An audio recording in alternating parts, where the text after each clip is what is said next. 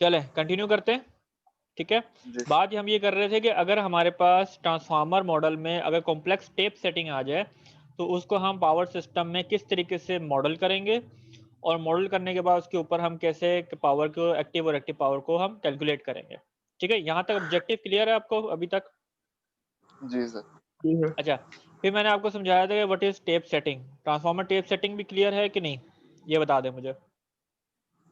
Tape setting जी बिल्कुल clear है। ठीक है, अच्छा अब उसको मॉडल की बात आते हैं। सबसे पहले हम इसकी मॉडलिंग कैसे करें। अगर हमारे पास ये ट्रांसफार्मर है और फॉर एग्जांपल इसकी टेप्स हैं सेकेंडरी साइड पे, तो इसको हम एक बोलेंगे टर्मिनल वोल्टेज, ठीक है, जो यूपी से और यूएस से रिप्रेजेंट है, और एक कहेंगे वाइंडिंग के वोल्टेज जो कोर के ऊपर इंप्लीमेंट हो रही है, जो इंटरनल वोल्टेजेस है, जो हमने इसको रेफर किया यूएस डैश से।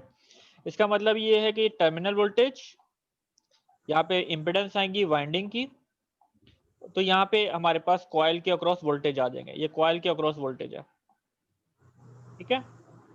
And then we have transform it across another coil. अब चूंकि यहाँ पे जो इसकी इम्पिडेंस थी सेकेंडरी साइड की वाइंडिंग की, वो हमने रिप्रेजेंट कर दी है primary side, so we get directly the terminal voltage on the secondary side.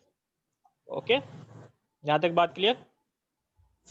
जी नहीं सर ऑलराइट, तो ये इस तरीके से हमने इसको मॉडल किया। सर, ये डिवाइस के अंदर जो ट्रांसफार्मर लगा होता है नॉर्मली, हाँ जी, ये ई शेप में डिजाइन करने की वजह यही है टेपिंग के लिए इस्तेमाल हो। नहीं वो तो कोर की स्ट्रक्चर होता है, वो तो उसकी लेमिनेशन, उसके लॉसेस को चेंज करना, मतलब कोर लॉसेस को कम करने के लिए, और उसकी कंस्ट्रक्शन के लिहाज से टेपिंग का इससे ताल्लुक नहीं है। ये वाइंडिंग के ऊपर टेप होती है, ये वाइंडिंग की है, कोर से रिलेटेड चीज नहीं है ये। अच्छा। यूं समझ लो एक वाइंडिंग के ऊपर दूसरी वाइंडिंग है, या एक ही वाइंडिंग से मल्टीपल वाइंडिंग निकलती है। जैसे सेंटर टेप वाइंडिंग होती है, छोटे ट्रांसफार्मर देखे ना, सेंटर टेप, एक जी जी प्राइमरी सर। वाइंडिंग है, फिर एक कॉयल सेकेंडरी। आया, फिर दूसरी, फिर इसमें से एक कॉयल। ये बेसिकली कॉयल बीच में जुड़ी होती हैं, सिर्फ टर्न्स चेंज होते हैं, ठीक है, ठीक है। इस तरीके से होता है। अच्छा, हम यहाँ अज्यूम करते हैं कि हमारे पास टेप जो है वो एट सेकेंडरी साइड है, यानी कि ये जो ए है रिप्रेजेंट कर रहा है, ये वाइंडिंग के रेशियो को रिप्रेजेंट नहीं कर रहा, सिर्फ वो टेप सेटिंग की जो टेपिंग की वजह से जो वाइंडिंग चेंज होती है उसको रिप्रेजेंट कर रहा है। उसको हम ये कैसे कैलकुलेट कर सकते हैं, ठीक है, या मैंने लिखा हुआ location of A the tape position define the tap setting either primary और सेकेंडरी साइड कंट्रोल। तो यहाँ पे क्वेश्चन ये कि हम के टाइप जो कंट्रोल हमने रेगुलेट करना है, या तो प्राइमरी साइड को रेगुलेट करना है या सेकेंडरी साइड को रेगुलेट करना है, ठीक है। अगर ये सेकेंडरी साइड है, इसका मतलब सेकेंडरी साइड के वोल्टेज को हम अप एंड डाउन करके सिस्टम में चेंजेस लेके आ रहे हैं, या ये प्राइमरी साइड भी हो सकता है, हम दोनों डेरिवेशन उसको देखेंगे। तो सिंपल दोनों हमारे से पास रेशियो, रेशियो कैसे, अभी रेशियो आगे लेके चलो फिर देखते हैं, फिर बात समझ हो जाएगी, क्लियर आ जाएगी। तो वाइंडिंग के क्रॉस अगर हम रेशियो निकालें, कैसे निकलेगा, you S dash divided by U S, ठीक है। इसको रेशियो की फॉर्म में लिखें तो क्या आएगा, U S dash colon U S which is equal to 1 colon U S divided by U S dash, यानी कि ये हम फैक्टर से हमने इसको डिवाइड कर दिया, ठीक है। तो ये वाला जो फैक्टर है, ये हमारे पास फैक्टर आ जाएगा ए का, ऑलराइट। अब ए हमारे पास क्या है, ये कॉम्प्लेक्स वेरिएबल है जो कि रेशियो रिप्रेजेंट करता है जो सेकेंडरी साइड के वोल्टेज है divided by secondary side voltage refer to primary side, like means this one. अच्छा, अब इस पे हम ओम्स लॉ अप्लाई करते हैं इस ब्रांच के ऊपर, इस लूप में। तो जो करंट होगा आईपी वो किसके बराबर होगा, द वोल्टेज डिफरेंस, यानी कि इसके अक्रॉस जो वोल्टेज आ रहा है वो है VP minus you S dash primary side voltage minus secondary side voltage multiply by the conductance. ऐसे ही है, ये हमारे पास इक्वेशन आ गई। इक्वेशन समझ आ गई? जी जी। Alright, next step. Next step ये क्या है कि हम जो प्राइमरी करंट है वो बराबर है सेकेंडरी करंट के। यहाँ मैं ड्राइंग कर रहा हूँ दोबारा, ताकि उस जो डायग्राम को हमने बनाया है उसके मुताबिक आपको चीज़ें समझ आ जाए। तो ये प्राइमरी वोल्टेज है, ये प्राइमरी करंट है, ये यूएस डैश है, ये कॉम्प्लेक्स वेरिएबल सारे, और ये यूएस है, ये वाई आ जाएगा। अब जो प्राइमरी करंट है, this current is also the current that is flowing inside the winding, यानी कि जो सेकेंडरी साइड का जो करंट है उसको हम अगर रेफर करें प्राइमरी साइड, ये एस मैंने यहाँ गलत डाल दिया, यहाँ पे एस आएगा, और जो इस वाइंडिंग के है वो आई एस डैश है, वो दोनों बराबर होने चाहिए। ये करेक्ट है ना कि जी सेकेंडरी साइड का वोल्टेज हम प्राइमरी साइड को रेफर करें बराबर बराबर होना चाहिए, लूप तो सेम है। ठीक है। अच्छा, अनदर पॉइंट क्या है, हमारे पास जो पावर है across the transformer that is also same. Obviously transformer में पावर सेम रहती है क्योंकि इसमें हम कोर लॉसेस को नेग्लेक्ट कर रहे हैं, और जो वायरिंग लॉसेस हैं वो एडमिटेंस की फॉर्म में शामिल है। दो लॉसेस होते हैं ना, कोर लॉसेस और आयरन लॉसेस, मतलब जो लोड इंडिपेंडेंट लॉसेस और लोड डिपेंडेंट लॉसेस। तो लोड इंडिपेंडेंट लॉसेस जो है उसको हम क्या कहते हैं, कोर लॉसेस, तो वो हम यहाँ नेग्लेक्ट कर रहे हैं। लेकिन जो लोड डिपेंडेंट लॉसेस हैं जो वायरिंग के ऊपर डिपेंड करता है वो उसकी एडमिटेंस में कंसीडर है, जो आर होगा। Okay, so we have the transformer, both power are equal, so S dash and S is equal. Okay, substitute कर दो वैल्यू को, US स्टेरिश वही कंजुगेट चूंकि होता है, दोनों तरफ कंजुगेट लिया हुआ है आपने, asterisk dash and S dash and then the voltages at secondary side. So these are the power refer to the secondary side, secondary voltage refer to the primary side, and this is the secondary side power. इसमें से जो substitute कर दें you S dash की value from this, इस value से हमने value को सब्स्टिट्यूट की,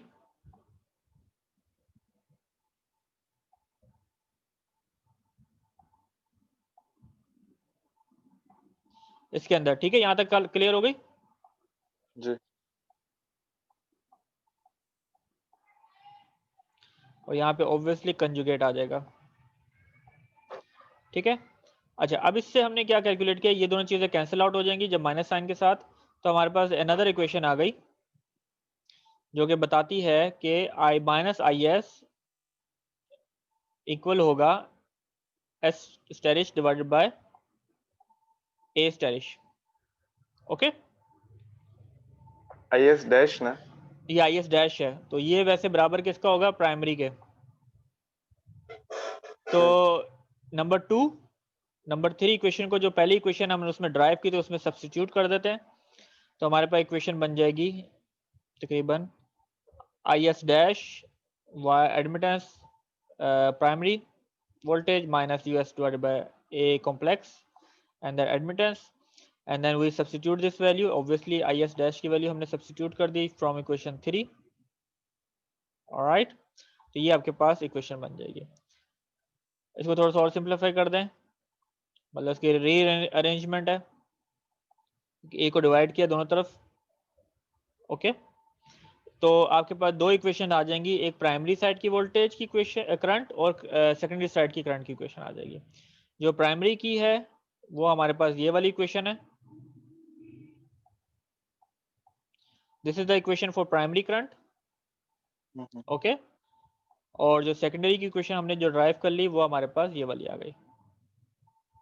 इसको मैट्रिक्स नोटेशन में लिख लें, तो आईपी, इसमें दो वोल्टेज है, प्राइमरी वोल्टेज और सेकेंडरी वोल्टेज, ये वाला। आप ये देखें, इस इक्वेशन से हमने जो वाइंडिंग के वोल्टेज थे उसको हमने फिल्टर आउट कर दिया ना सब्स्टिट्यूशन की वजह से। तो आपके पास जो एडमिटेंस मैट्रिक्स बन जाएगा इस ट्रांसफार्मर का, considering the tap setting, that would be Y, यानी कि ट्रांसफार्मर की इम्पिडेंस की एडमिटेंस वैल्यू, जाहिर सी बात है उसको इन्वर्स करेंगे, minus Y by a complex variable, then again element यहाँ पे जो सेकंड की जो इक्वेशन बनेगी वो बनेगी minus Y by A conjugate, और ये plus Y by A conjugate multiply by A, तो ये दोनों बन जाएगा आपके पास absolute value, square of the absolute value. So Okay. this is the admittance matrix of the transformer considering the tape setting. अच्छा, अब चीज देखें कि अगर आपके पास टेप सेटिंग नहीं है, ये एक जेनेरिक एडमिटेंस मैट्रिक्स है जो आप किसी भी ट्रांसफार्मर के ऊपर अप्लाई कर सकते हैं. तो फॉर एग्जांपल अगर आपके पास टेप सेटिंग नहीं है तो उस सूरत में आपके पास जो कॉम्प्लेक्स वेरिएबल होगा वो 1 पर यूनिट एंगल 0 होगा. तो ये आपस में क्या बन जाएगा, बैक टू बैक 1 कॉलन 1 बन जाएगा. और ये जो एडमिटेंस मैट्रिक्स है वो सिंपल, वो बेसिक एडमिटेंस मैट्रिक्स बन जाएगा जो हमने पहले सीखा था, मतलब y माइनस वाई, ये भी माइनस वाई, और ये प्लस वाई. ठीक है, एग्जैक्टली वही चीज आ जाएगी आपके पास. जी जी. ठीक है, तो यहाँ पे ये मतलब पता चल रहा है कि जो a है ये पर यूनिट क्वांटिटी है, और इसमें दो चीजें हैं, मैग्नीट्यूड और फेज एंगल. मैग्नीट्यूड चेंज करेगा, स्टेप चेंज करेगा, यानी कि स्टेप सेटिंग की दो चीजें होती हैं ट्रांसफार्मर में चेंज करने के लिए. जैसे फेज शिफ्टिंग ट्रांसफार्मर जो होते हैं, फेज शिफ्टिंग ट्रांसफार्मर क्या होते हैं, वो सिर्फ फेज को शिफ्ट करते हैं प्राइमरी टू सेकेंडरी में, यानी 150 डिग्री है, 30 डिग्री है. उससे क्या होगा कि एक्टिव पावर फ्लो कंट्रोल होगी. मैंने आपको पहले शायद पहले लेक्चर में एक्सप्लेन किया था कि अगर आपने ट्रांसमिशन लाइन के ऊपर पावर फ्लो को कंट्रोल करना है तो आपके पास ऑप्शन है ट्रांसफार्मर की टेप सेटिंग को चेंज करके, लेकिन उसमें अगर एक्टिव पावर चेंज करनी होगी तो आपने उसका एंगल चेंज करना है. इसका मतलब है फेज शिफ्टिंग ट्रांसफार्मर चाहिए, और अगर आपने रेक्टिव पावर को चेंज करना है तो उसके मैग्नीट्यूड को चेंज करना है.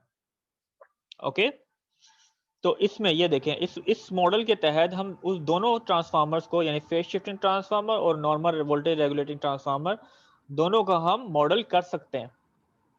तो अगर आपने सिर्फ मैग्नीट्यूड को चेंज करना है तो हम सिर्फ ये मैग्नीट्यूड को चेंज करेंगे, और अगर आपने सिर्फ फेज शिफ्ट को चेंज करना है तो हम यहाँ उसका सिर्फ एंगल चेंज करेंगे.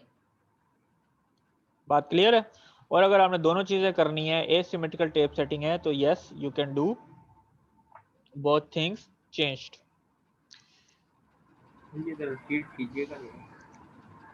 मैं अब आपको नॉर्मली जब प्रॉब्लम दिखाऊंगा ना, प्रॉब्लम एक्सप्लेन करूंगा, तो उससे पता चलेगा ज़्यादा अच्छा कि ये ए की जो वैल्यू है वो कैसे असाइन हो रही है. मैं अपनी ये डिस्कशन दोबारा रिपीट करूंगा, डोंट वरी. ओके, अब ये कह रहे हैं इसमें एंगल और फेज शिफ्ट दोनों में कोई एक चीज करना होता है या दोनों चीजें करनी होती एंगल दोनों चेंज हो सकती है ना. अगर आपने जी, एंगल जी. कंट्रोल करना है प्राइमरी टू सेकेंडरी, अगर ये आपके पास ये नॉर्मल ट्रांसफार्मर है, आप इसका एंगल और वोल्टेज दोनों चेंज करना चाहते हैं, अभी फिक्स है तो नहीं चेंज कर सकते ना, वो जो लोड फ्लो की वजह से एंगल और वोल्टेजेस आएंगे. लेकिन ट्रांसफार्मर की टेप सेटिंग से चेंज करना है तो इस ए की वैल्यू को आप चेंज करेंगे तो ये दोनों चीजें कंट्रोल हो जाएंगी.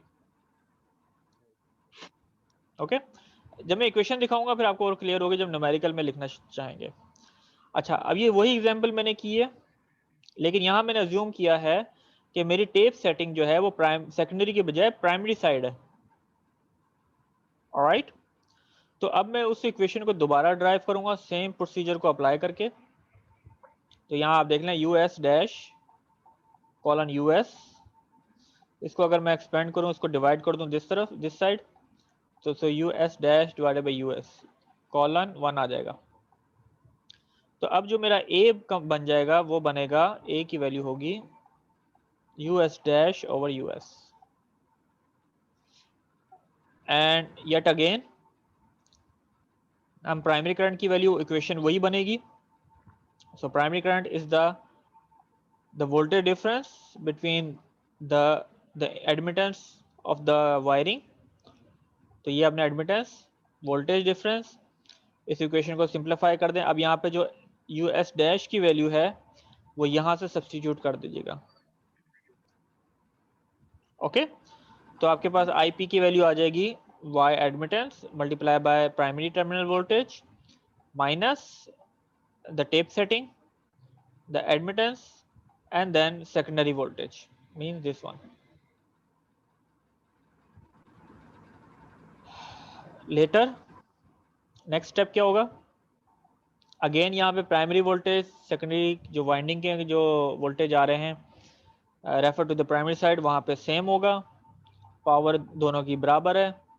Again we get the same equation. यहाँ पे उसके बाद आप जो वैल्यू सब्स्टिट्यूट करेंगे यूएस स्टेरिश 1 की वैल्यू, वो सब्स्टिट्यूशन के बाद आपके पास वैल्यू कुछ इस तरीके से आ जाएगी।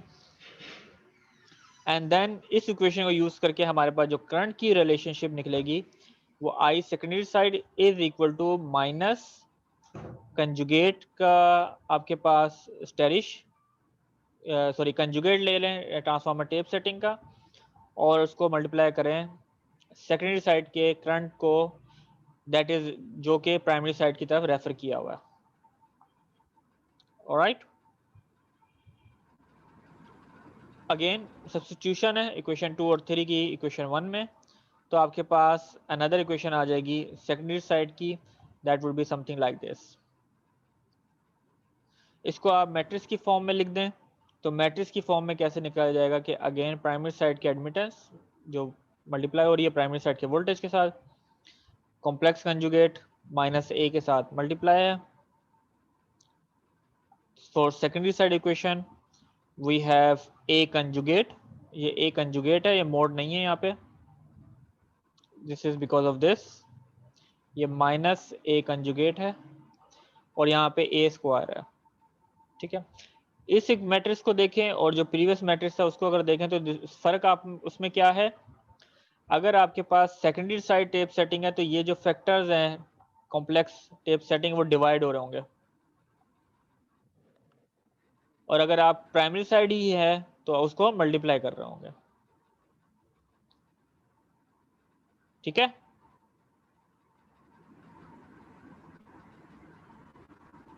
जी सर। बात समझ आ गई? हम्म। अच्छा जी, अब दोबारा बात करते हैं इस कॉम्प्लेक्स वेरिएबल के ऊपर। मैंने अगेन बात की थी जो कॉम्प्लेक्स वेरिएबल है इस जो टेप सेटिंग का है वेरिएबल, इसमें दो चीज़ें हैं, एक तो उसका मैग्नीट्यूड और एक उसका फेज शिफ्ट। अब फॉर एग्जांपल मैं कहता हूँ मेरे जो टेप सेटिंग है चाहे प्राइमरी साइड हो सेकेंडरी साइड हो डजेंट मैटर, मैं कहता हूँ मेरी मैक्सिमम पोजीशन इसमें अवेलेबल है -5 से लेकर +5 तक। मैं अगर डाटा प्रोवाइड करता हूँ, मेरे पास टेप सेटिंग है तो मेरे पास कितनी पोजीशन हो जाएंगी, -5 की पोजीशन है, -4, -3, -2, -1, 0, 1, 2, 3, 4, 5। ए की वैल्यू अमूमन वोल्टेज है ये? ये पोजीशन मेरे पास अवेलेबल है टेप सेटिंग की। अच्छा सही। अमूमन इसके साथ बताया जाता है कि नॉर्मल पोजीशन इसकी क्या है, तो इसकी नॉर्मल पोजीशन नॉर्मली अगर आप कहें तो ये सेंट्रल पॉइंट होगा, 0 पोजीशन होगी। ठीक है, दिस इज न्यूट्रल पोजीशन, कि जब आपका टेप सेटिंग जो है हम उसको कंसीडर नहीं करें, there is no tap change in the system. Okay, अब इसके अलावा डाटा प्रोवाइड किया जाता है कि पर टेप पोजीशन आप कितने % वोल्टेज को चेंज करोगे। तो यहाँ मैंने एग्जांपल लिखी हुई है वो 1.25% है, कि अगर मैं इस पोजीशन से 1 की तरफ जाऊं तो मेरा वोल्टेज चेंज होगा 1.25%, और अगर मैं नीचे जाऊं तो तब भी मेरा एक चेंज आएगा 1.25%। ठीक है, इसी तरीके से बिटवीन 1 and 2 आल्सो वोल्टेज जो चेंज होंगे वो 1.25% चेंज होगा। येट अगेन मैंने आपको बताया ये पर यूनिट क्वांटिटी में है। ठीक है, तो ये डायरेक्टली अप्लाई हो सकती है सिस्टम के अंदर। तो पर यूनिट के एडवांटेजेस बहुत ज़्यादा हैं बजाय इसके कि आप वोल्टेज कैलकुलेट करते फिरें कि हर टेप सेटिंग में मेरा कितने वोल्टेज एक्चुअल वोल्टेज चेंज हो रहा होगा।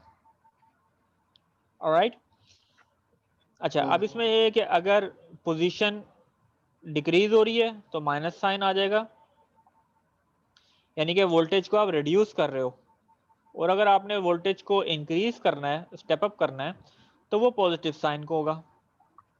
यहाँ तक बात मतलब क्लियर? अगर नीचे वाले 1 की तरफ जाएगी 0 to 1 तो वो पॉजिटिव होगा ना, 1.26 पॉजिटिव साइन देखो ना, increase अगर होगा। पॉजिटिव साइन है तो वोल्टेज इंक्रीज होगा, सही और अगर नेगेटिव साइन है तो वोल्टेज डिक्रीज होगा। डिक्रीज होगा। ठीक है, सही। तो मैं अगर ये मैग्नीट्यूड की इक्वेशन को इस तरीके से लिखूं कि अगर मेरा न्यूट्रल पोजीशन पे 1 पर यूनिट है, इसका मतलब है कोई टेप सेटिंग नहीं है, जो उसकी एक्चुअल वाइंडिंग रेशियो है उसके मुताबिक वोल्टेजेस जनरेट हो रहे हैं, यानी कि दोनों तरफ रेटेड वोल्टेज है।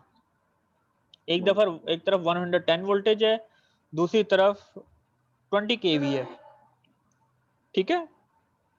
सही। तो ये मेरे रेटेड वोल्टेज होंगे, इसका मतलब है tap position, complex tap position जो है इसकी अपनी न्यूट्रल पोजीशन के ऊपर है, there is no additional voltage add up. Now then plus, फिर मैं कहता हूं कि मेरा पर टेप जो चेंज करने का मैग्नीट्यूड है वो क्या है, वो मैंने लिख दिया 1.25%। इसको सही। मैं डिवाइडेड बाय 100 करूंगा एक्चुअल पर यूनिट में कन्वर्ट करने के लिए, ये परसेंटेज में गिवन था। तो मेरे पास वैल्यू क्या आ जाएगी, 0.0125।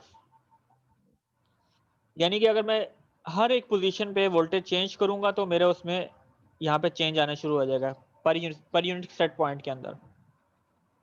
ओके, ठीक।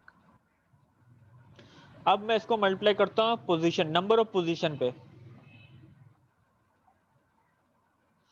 अब मैं कहता हूँ मेरे अभी एक्चुअल पोजीशन -3 के ऊपर है, तो मेरी यहाँ पोजीशन की वैल्यू क्या आ जाएगी, -3। फिर मैं कहता हूँ मेरे पास जो सेटिंग है -3 पे नहीं है, +4 के ऊपर है, यानी मैं स्टेप अप कर रहा हूँ 4 टाइम्स, तो मैं इसकी जगह लिख दूंगा क्या, 4। ठीक है, सही। तो उस वक्त मैग्नीट्यूड क्या बन जाएगा, 4 को मल्टीप्लाई किया पर यूनिट स्टेप चेंज से और 1 में एडअप किया, तो ये एक्चुअल मैग्नीट्यूड आ जाएगा जो स्केल अप कर रहे हो, मतलब आपने टेप की पोजीशन को कंसीडर कर लिया। ठीक है, यहाँ तक बात समझ आ गई कि टेप की पोजीशन को कंट्रोल कर किस तरीके से हम इसको मॉडल में कंसीडर कर रहे हैं। जी अभी जी कोई जी। क्वेश्चन है तो मुझे बता दो आतिफ। जी सर।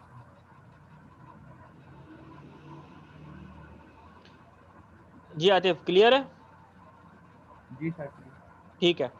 अच्छा, यहाँ पे मैंने एंगल को अज्यूम किया है, मेरे फेज शिफ्टिंग नहीं हो रही, सिर्फ और सिर्फ मेरे में शिफ्टिंग हो रही, वो चेंज हो रहा है मैग्नीट्यूड में। तो यहाँ मेरे पास एंगल क्या हो सकता है, 0। तो E0 इज 1, ठीक है, E0 इज इक्वल टू 1। तो ये मेरा कॉम्प्लेक्स वेरिएबल बन जाएगा, तकरीबन रियल एलिमेंट बन जाएगा आपका। लेकिन अगर आपने चेंज बताना है तो वो पर यूनिट चेंज अगर बता रहे हैं 5 डिग्री,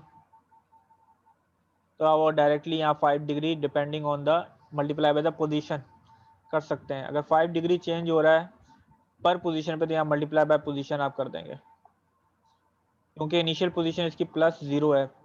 ठीक है, इनिशियली 0 से आप कह रहे हो तो 0 लिखने की जरूरत नहीं है। ओके, अच्छा, ठीक अगली है। जो एग्जांपल मैं सिर्फ प्रॉब्लम बता देता हूँ, सॉल्व इसको अभी नहीं करते, आप इसको नोट डाउन कर लें, आप इसको सॉल्व करें खुद जो बात मैंने आपको समझाई है, और फिर हम उसको नेक्स्ट क्लास में डिटेल में देखेंगे उसको कैसे हमने परफॉर्म करना है। ओके, तो यहाँ पे जो प्रॉब्लम है, प्रॉब्लम क्या कहती है कि यहाँ पे 2 टर्मिनल्स हैं, प्राइमरी वोल्टेज सेकेंडरी वोल्टेज, जिसको लेबल दिया P1, यहाँ पे 1 आ जाएगा, यहाँ पे 2 आ जाएगा, बस का इंडेक्स है 1 और 2। इस पे टेप सेटिंग है, लेट मी चेक किस तरफ डाली है, इट डजेंट मैटर, आप इसको सेकेंडरी साइड ले लें। ठीक है, यहाँ मुझे नहीं लिखा हुआ। अच्छा, इसके जो रेटेड पैरामीटर है, रेटेड पावर है 160 megawatt MVA, primary side voltage है 220 kV, सेकेंडरी साइड वोल्टेज है 132 kV, शॉर्ट सर्किट इम्पिडेंस है 12%, शॉर्ट सर्किट रेजिस्टेंस है 0.4%, नेग्लेक्ट द कोर लॉसेस। इसके न्यूमेरिकल हमने आज से लास्ट वीक या उससे पिछले वीक्स में हमने कैलकुलेट किए थे। ठीक है, you will use the same procedure जो हमने पहले परफॉर्म किया, वो हम यहाँ पे अप्लाई करेंगे इस एडमिटेंस की वैल्यू को कैलकुलेट करने के लिए। यहाँ पे टेप पोजीशन कह रहा है लो वोल्टेज साइड, तो इसका मतलब ये सेकेंडरी साइड पे आपके पास टेप सेटिंग है, so we will use this model. पर वोल्टेज चेंज कितना है, 1.25, पोजीशन माइनस मिनिमम +5 -5, ये आपके पास रेंज है। ओके, और ये कहता है कैलकुलेट करें power flow through this transformer when the tap position is at -3। तो यहाँ थोड़ी सी कैलकुलेशन की गई है कि ये आपके पास ए का जो फैक्टर है वो क्या निकलेगा, 1 पर यूनिट। आपके पास पर टेप पोजीशन चेंज कितना है, 0.0125। उसको मल्टीप्लाई करें -3 के साथ, तो आपके पास पोजीशन क्या आ जाएगी, 0.9625। ये रियल क्वांटिटी बनती है क्योंकि यहाँ पे एंगल जो है वो 0 है। ओके, उसके बाद ये वो सेम प्रोसीजर है। अगर अल्टीमेटली आपको जो एडमिटेंस मैट्रिक्स बनाना होगा वो बनेगा यूजिंग दिस इक्वेशन। ये वाली इक्वेशंस को आप यूज करोगे। तो यहाँ पे ए की वैल्यू आपको पता चल गई कितना था, 0.96 समथिंग। तो 4 डिजिट तक जाइएगा, ये आपके पास ए की वैल्यू आ जाएगी। वाई की वैल्यू आप कैलकुलेट कर देंगे, ये एडमिटेंस मैट्रिक्स आपके पास आ जाएगा। तो जो अभी हमने पावर फ्लो कैलकुलेशन अप्लाई की है, जैसे P1, Q1, P2 और Q2, आप सेम तरीके से कैलकुलेट करेंगे but using this admittance matrix. Alright, ठीक है। तो ये आगे से सिर्फ दिखा देता हूँ, ये देखें, ये एडमिटेंस मैट्रिक्स आप फॉर्मुलेट कर देंगे। ऑलराइट, और उसके बाद का प्रोसीजर वही होगा, सेम इक्वेशन, P1, Q1 सब चीजें सेम होंगी।